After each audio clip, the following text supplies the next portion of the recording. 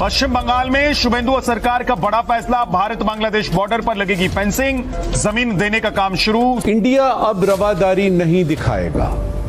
अच्छा। यानी इंडिया अब लिहाज नहीं करेगा। एक तरफ इंडिया की जानिब से, दूसरी तरफ अफगानिस्तान वाली जानिब से, जहां खुली जंग जारी है और इंडिया वाला खतरा किसी भी वक्त है, मालूम ही नहीं है कि वो क्या करेंगे। आज एक मर्तबा फिर दुश्मन ने बदतरीन हमला किया है। पाकिस्तान इस वक्त हालते जंग में आ चुका है।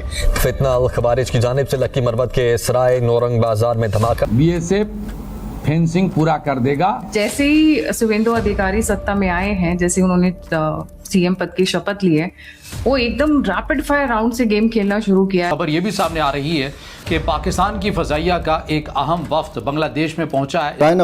सराय नौरंग बाजार में लकी मरवत की ये हदूद हैं। यहाँ पे एक बहुत बड़ा धमाका हुआ है, एक बहुत बड़ा हमला किया गया है, जिसमें अब तक की इतलात के मुताबिक 9 अफराद शहीद हो चुके हैं। खतरा अब कुछ बढ़ता जा रहा है। गुज़िश्ता रात भी उन्होंने सुरंग बनाकर बारूदी मवाद उसमें रखकर एक शरारत की।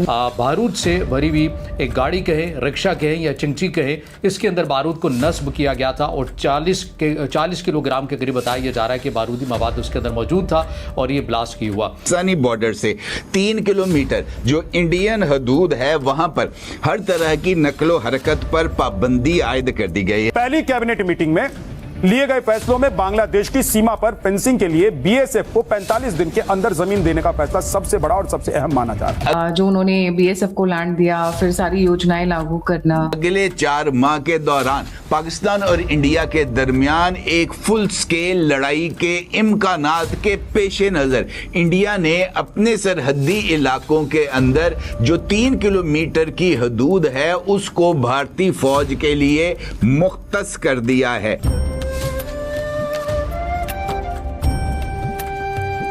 जय हिंद दोस्तों, एमबीएम न्यूज़ एचडी चैनल में आपका स्वागत है। दोस्तों, भारत बांग्लादेश बॉर्डर पर अब सीन पूरी तरह बदलने वाला है।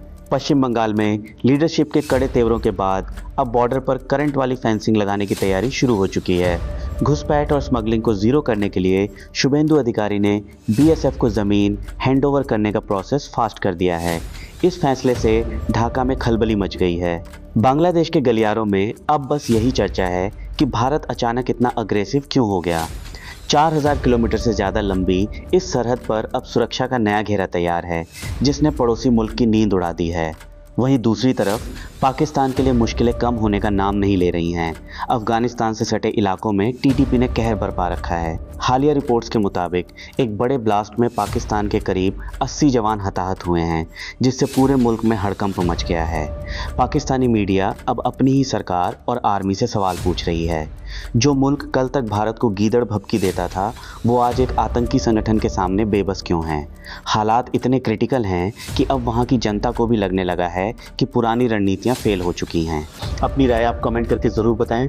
चलिए आइए देखते पाकिस्तानी मीडिया का रिएक्शन। और वीडियो शुरू करने से पहले रिक्वेस्ट है, चैनल को सब्सक्राइब करके बेल आइकन का बेटी तो दबाना ना भूले। जय हिंद। और जैसे ही शुभेंदु अधिकारी सत्ता में आए हैं, जैसे उन्होंने सीएम पद की शपथ ली है, वो एकदम रैपिड फायर राउंड से गेम खेलना शुरू किया, as if miles to go before I sleep वाले स्टाइल में।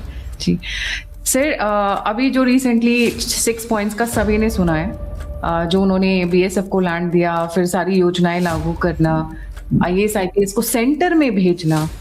बट आज जो बड़ा सबसे मजेदार आया है, मनोज अग्रवाल जी, उनको उन्होंने चीफ सेक्रेटरी अपॉइंट कर दिया है सर। जी हाँ, 2 नियुक्तियां हुई हैं। एक 2 दिन पहले हो गई थी सुब्रत गुप्ता की, जो उनके सलाहकार बनाए गए हैं।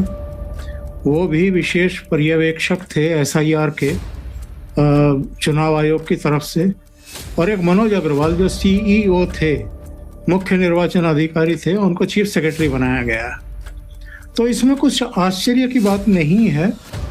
जो काबिल अफसर होते हैं और जिन्होंने परफॉर्म करके दिखाया है, क्योंकि पश्चिम बंगाल में एसआईआर को सिरे तक चढ़ाना ये कोई आसान टास्क था नहीं।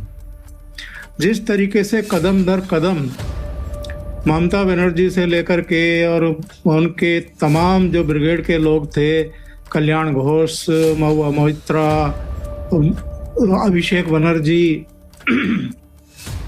लगभग रोजाना ही तो अटैक कर रहे थे मुख्य चुनाव आयुक्त पर। और ये लोग सुप्रीम कोर्ट तक पहुंचे। ममता बनर्जी सुप्रीम कोर्ट में एक काला शॉल ओढ़ करके खड़ी हो गई, सीजेआई से बहस कर रही थी।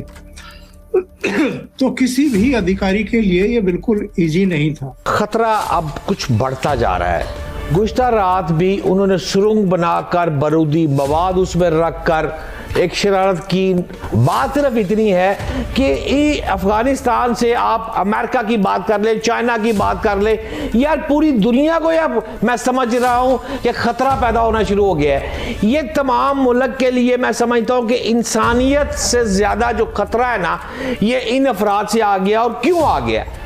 वो इसलिए आ गया है कि आप जरा अगर गौर करेंगी तो 9000 से ज्यादा जंगजू जो है वो शाम में अमन हो गया है। और भाईजान वो वहां से किराए के जो थे वो वापस आ गए हैं, उनको पैसे चाहिए, मुंह को खून लग गया हुआ है। आज तो आप साफ दिखाई दे रहे हैं। अफगानिस्तान से चलने वाली गोली जो है, बंदूक अगर अफगानी के हाथ में है तो उसमें गोली जो है वो इंडिया की है, उसमें बारूद जो है तो वो इजराइल का है। तो यहूद और हुनूद के जो आलाकार बन जाते हैं और मुसलमानों पर वार करते हैं, उनका दीन धर्म क्या हो सकता है? ये जंग जो हम पर थोपी गई है, ये 2007-8 से शुरू हुई थी। आप देखें कि आए रोज शरारतें, आए रोज ये कभी यहाँ धमाके, कभी वहां धमाके। दुनिया में कौन सी ऐसी किताब है, आसमानी किताबों में, कुरान में कहीं नहीं लिखा हुआ कि आप जाके मासूम शहरियों को निशाना बनाएं और धमाके करें। मस्जिद में, मेहराबों पर, मदरसों में, बाजारों में, खवातीन को, बच्चों को, कॉलेजों में, स्कूलों में मासूम शहरियों को आप निशाना बनाते हैं। गुड फॉर नथिंग आप जो है बगैर किसी प्रोवोकेशन के आप हमले करते हैं। इसकी कहाँ से आपने ये तरबियत हासिल की है? ये कौन सा मजहब आपको इसकी इजाजत देता है? ये तो तौरात में भी नहीं है, ज़बूर में भी नहीं है, इंजील में भी नहीं है, कहीं सीता गीता रामायण में भी नहीं पड़ा है। सब जो यहाँ पर कोई ऐसी किताब नहीं है जिसमें ऐसी कार्रवाइयों की इजाजत हो। मैं समझता हूँ कि Pakistan is fed up of regime than Afghanistan. हमारे लिए अशरफ गनी हो या हामिद करजई हो, दोनों में कोई फर्क नहीं। और हमारे लिए अशरफ गनी और हैबतुल्लाह में भी कोई फर्क नहीं है। हमारे लिए दाऊद और अशरफ गनी में भी कोई फर्क नहीं है और दाऊद और हैबतुल्लाह में भी कोई फर्क नहीं है। तो लिहाजा मेरे ख्याल में रजीम change is not an option for Pakistan. ना हमारी मेज पर रजीम चेंज का ऑप्शन होना चाहिए, ना हमें इस पर बात करनी चाहिए। ये अफगानियों का अपना मामला है। वो रजीम चेंज करते हैं, वो रजीम को रखते हैं, वो करते हैं। हमें इसकी फैसिलिटेशन अब खत्म कर देनी चाहिए। इसके हमें माजी में कोई अच्छे नताइज हासिल नहीं हुए। अगर आपको वीडियो पसंद आए तो चैनल को सब्सक्राइब करें और बेल आइकन को जरूर दबाएं ताकि आपको ऐसे ही लेटेस्ट वीडियो की नोटिफिकेशन मिलती रहे। Thank you for watching. मैं हूं विवेक। मिलते हैं नेक्स्ट वीडियो में। Stay updated and stay safe.